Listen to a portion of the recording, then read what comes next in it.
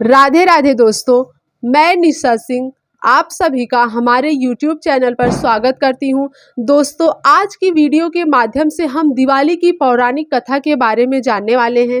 उससे पहले मैं आपको बता दूं कि यह कथा बहुत ही फलदायी है और दिवाली की पूजा के बाद इसे अवश्य सुनना चाहिए। आप इसका पाठ भी कर सकते हैं, नहीं तो आप इसे अवश्य सुने। YouTube के माध्यम से आप इस कथा को सुन सकते हैं। तो दोस्तों, हर साल दिवाली का त्यौहार बहुत धूमधाम से मनाया जाता है। खुशियों और रोशनी के पर्व दीपावली का हिंदू धर्म में बहुत महत्व माना गया है। दीपों का उत्सव दिवाली 5 दिनों तक मनाया जाता है। ये त्यौहार धनतेरस से शुरू होता है और इसका समापन भाई दूज पर होता है। कहा जाता है कि दिवाली पर माँ लक्ष्मी भक्तों के घर आशीर्वाद देने आती हैं। साथ ही इस दिन पूजा पाठ करने से सभी मनोकामनाएं पूर्ण होती है। तो आइए जानते हैं कि दिवाली की पौराणिक कथा क्या है। एक पौराणिक कथा के अनुसार एक गांव में साहूकार रहता था।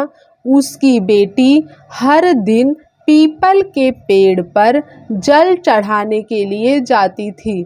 जिस पीपल के पेड़ पर वह जल चढ़ाती थी, उस पेड़ पर माँ लक्ष्मी का वास था।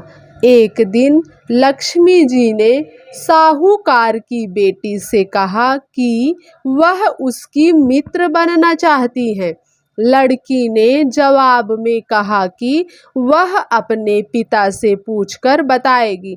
घर आकर साहूकार की बेटी ने पूरी बात बताई। बेटी की बात सुनकर साहूकार ने हाँ कर दी। दूसरे दिन साहूकार की बेटी ने लक्ष्मी जी को सहेली बना लिया। दोनों अच्छी सखियों की तरह एक दूसरे से बातें करती। एक दिन लक्ष्मी जी साहूकार की बेटी को अपने घर ले आई। लक्ष्मी जी ने अपने घर में साहूकार की बेटी का खूब आदर किया और पकवान परोसे। जब साहूकार की बेटी अपने घर लौटने लगी तो लक्ष्मी जी ने उससे पूछा कि वह उन्हें कब अपने घर बुलाएगी। साहूकार की बेटी ने लक्ष्मी जी को अपने घर बुला लिया, लेकिन आर्थिक स्थिति ठीक न होने के कारण वह स्वागत करने में घबरा रही थी कि क्या वह अच्छे तरह से स्वागत कर पाएगी। साहूकार अपनी बेटी की मनोदशा को समझ गया। उसने बेटी को समझाते हुए कहा कि वह परेशान न हो और फौरन घर की साफ सफाई कर चौका मिट्टी से लगा दे। 4 बत्ती वाला दिया लक्ष्मी जी के नाम से जलाने के लिए भी साहूकार ने अपनी बेटी से कहा। उसी समय एक चील किसी रानी का 9 हार लेकर साहूकार के घर आ गया। साहूकार की बेटी ने उस हार को बेचकर भोजन की तैयारी की। थोड़ी ही देर में माँ लक्ष्मी भगवान गणेश के साथ साहूकार के घर आईं और साहूकार के स्वागत से प्रसन्न होकर उस पर अपनी कृपा बरसाई। लक्ष्मी जी की कृपा से साहूकार के पास किसी चीज की फिर कभी कमी न हुई। माता लक्ष्मी ने जिस तरह साहूकार और उसकी बेटी पर कृपा की, उसी तरह यह कथा सुनने और सुनाने वाले पर भी अपनी कृपा बरसाए रखे। दिवाली को लेकर कुछ और पौराणिक कथाएं प्रचलित है, जो इस प्रकार है। एक पौराणिक कथा के अनुसार कार्तिक अमावस्या के दिन भगवान श्री राम वनवास काटकर और रावण का वध करके अयोध्या लौटे थे।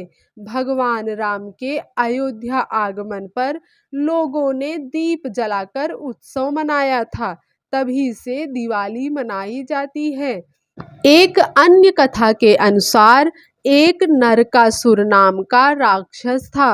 राक्षस ने अपनी असुर शक्तियों से देवता और जनमानस को परेशान कर रखा था। इतना ही नहीं, इस राक्षस ने साधु संतों की 16,000 स्त्रियों को बंदी बना लिया था। नरकासुर के बढ़ते अत्याचारों से परेशान देवता और साधु संतों ने भगवान श्री कृष्ण से मदद मांगी थी। इसके बाद भगवान श्री कृष्ण ने कार्तिक मास में कृष्ण पक्ष की चतुर्दशी को नरकासुर का वध कर देवता और संतों को उसके आतंक से मुक्ति दिलाई थी। इसके साथ ही उन्होंने 16,000 स्त्रियों को कैद से मुक्त कराया। कहते हैं कि इसी खुशी में दूसरे दिन यानी कार्तिक मास की अमावस्या को लोगों ने घरों को दिए से सजाया। तभी से नरक चतुर्दशी और दीपावली का त्योहार मनाया जाने लगा। दिवाली को लेकर धार्मिक मान्यता है कि इस दिन भगवान विष्णु ने राजा बलि को पाताल लोक का स्वामी बनाया था और इंद्र ने स्वर्ग को सुरक्षित पाकर खुशी से दीपावली मनाई थी। एक अन्य कथा के अनुसार दिवाली के दिन समुद्र मंथन के दौरान क्षीर सागर से लक्ष्मी जी प्रकट हुई थी और उन्होंने भगवान विष्णु को पति के रूप में स्वीकार किया था। तभी से दिवाली का त्योहार मनाया जाता है। दोस्तों, आज की इस वीडियो में हमने आपको दिवाली क्यों मनाया जाता है, उसके पीछे की कथा क्या है, इसके बारे में बताया है।